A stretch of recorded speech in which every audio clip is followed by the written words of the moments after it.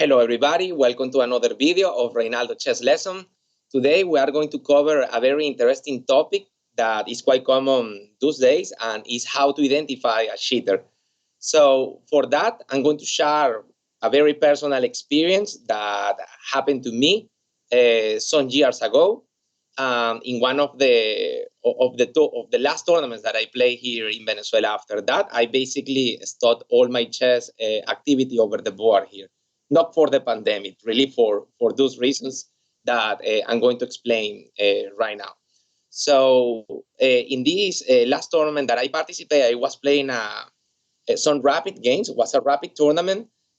And in this game, basically, I have to face a cheater bot over the board. So right now, probably you are wondering, how is this? A cheater over the board, how he can do that? Well, the history consists is that basically my opponent was receiving external assistance. So let's go through the game, and I'm going to show you some details about the game, also sharing part of the history. In the rapid game, I was playing with white pieces. The casualty is that I was facing the organizer of the tournament. So I knew this guy, more or less his level, that his level was basically very stable during a lot of years in about 1,500 FIDE rating points, more or less. So I opened the game with e4. I opened the game with e4, and my opponent decides to play g6. I continue with d4, bishop g7, so we have the modern defense here. Knight c3, d6, and here f4. Those days, recently, we record a video about my last participation in the List Chess Title Arena, and I played this exactly variant, the Austrian attack, against a grandmaster. So you can see that this attack is really very aggressive. Black need a lot of accuracy to be able to defend those crazy positions. So right now, Black can continue with the modern, but okay, my opponent did knight f6, that transposing to the peer defense, knight f3, short castle, e5, knight fd7, and here h4. Here we go with the pawn storm, looking for the rook to point. Typically facing FIDE 100 rated opposition, the defense used to be difficult in those kind of position, and you will see that at the beginning of all those moves, really, my opponent was playing by himself. But a pattern that we are going to see, not only for this kind of cheating over the board, is also quite common in online cheating, is that players used to play by themselves until some moment. When the position start to be difficult, they start to receive the assistance. So he did c5, I play h5, pawn takes, queen takes, and after pawn takes here, I make the first mistake of the game. I took on e5.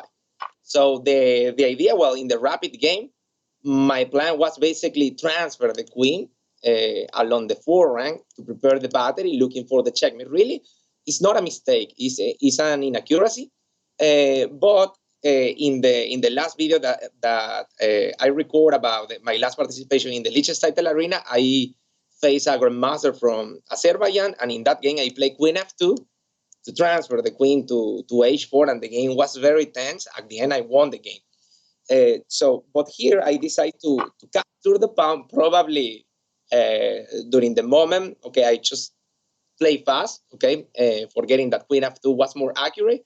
So he continued, and now we are going to see really the first mistake of the game. Here, the best move is knight takes on e5, and allowing white transfer the queen to the h4 square. But black did knight c6, and after queen h4, really the position right now is very difficult, and probably here one of the unique defense that black have is g5. So right now the position is getting really very complex, because black have to sacrifice a pawn in front of the king in order to stop the assault on the king side. So here I was very confident during the game.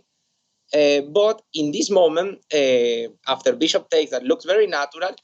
the engine says that the position start to be balanced. And here, really, my opponent start to play with an amazing accuracy. So he did a knight d takes e5. Okay, not too fantastic, but dot engine suggestion.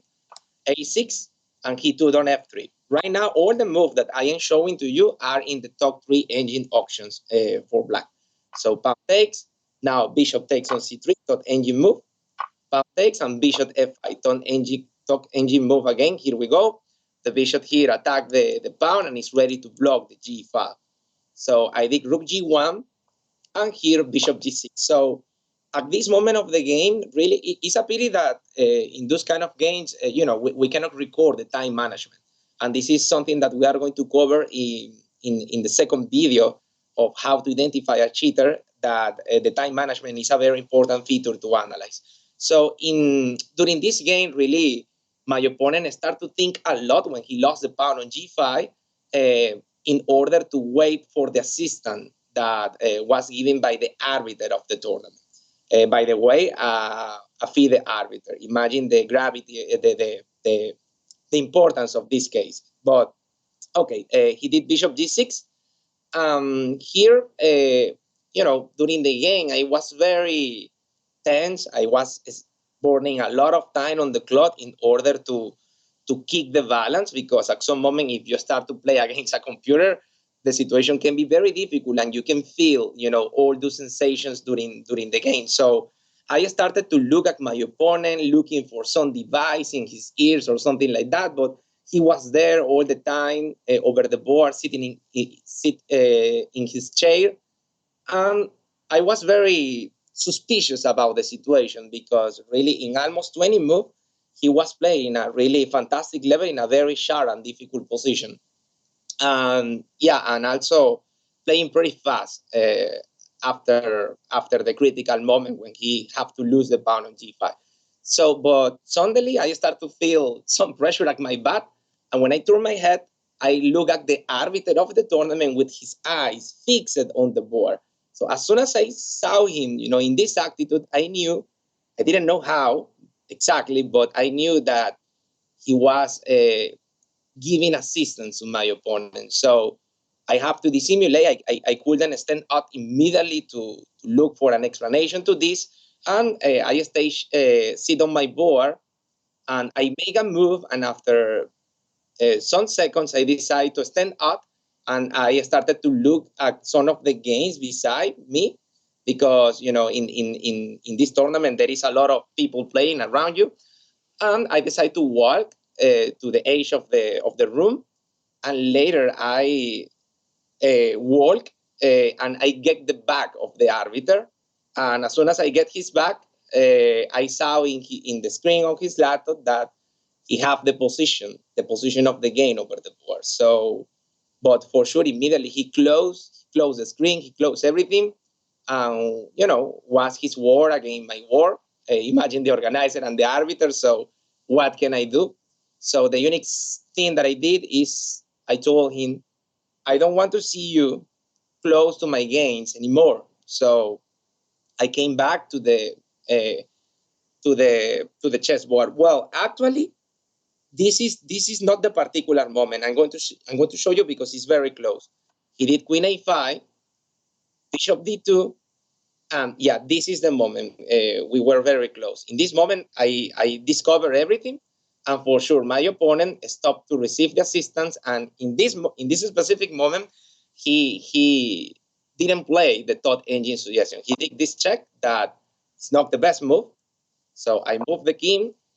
He did queen c5 check, bishop e3, queen takes c3, f4, and finally, as he wasn't receiving assistance, he moved the queen back to f5, and after the trade of queens, I finally push f5, winning the pieces on the spot, and with that, the game. So, uh, yeah, basically, this was a situation that happened over the board. Imagine, recently with all this online activity, those situations are very common, but really the background that we have about over the board cheating was mostly people using phones in the bathroom But in my opinion, this is something new. Imagine the arbiter of the tournament giving assistance to one of the participants of the tournament, in this case, the organizer. So you can see that really, also remember that our situation in the country is not really the best one. There is a lot of corruption in many different point of view. So also about this history, I wanted to share with you the rating chart, the rating progress chart of these people.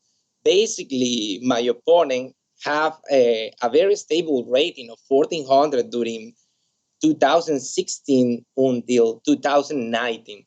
I played this game with him in November of 2019. So uh, from January, let me see, let me verify this. From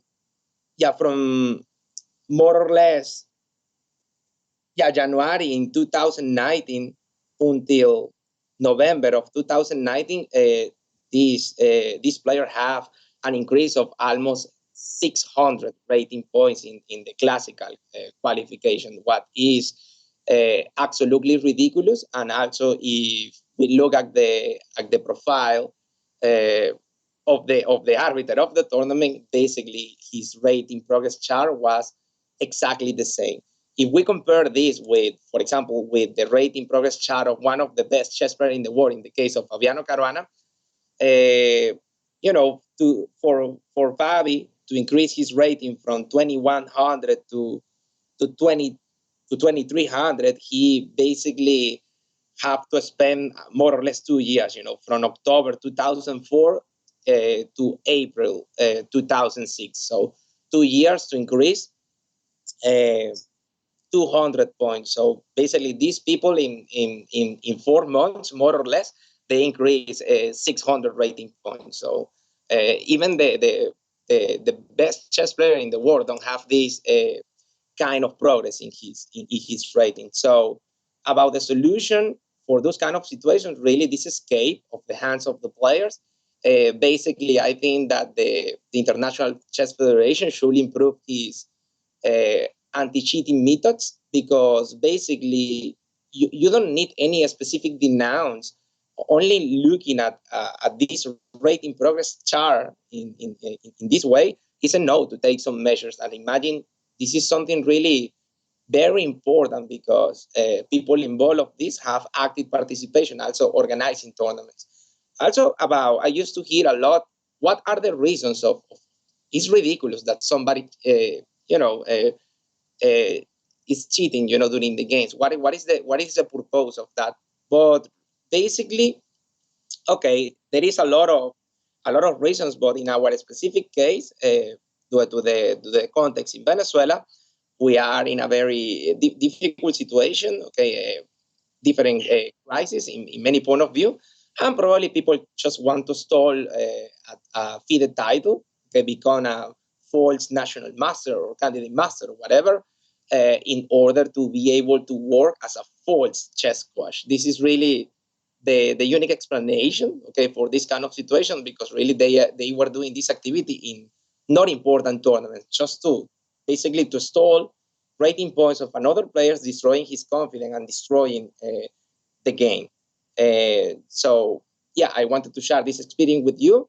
For the next video about how to recognize a cheater, we are going to see how to do this for online games, where we have new tools like the computer report, the centipound loss, the time management, and will be very interesting. By the way, if you have one game where you believe that your opponent was cheating, you can send the PEN, and probably we can analyze the game in one of those videos about how to identify a cheater. So, well, guys, I hope you enjoyed the video. They analyze the comments. Be careful with your games. Yeah, good luck.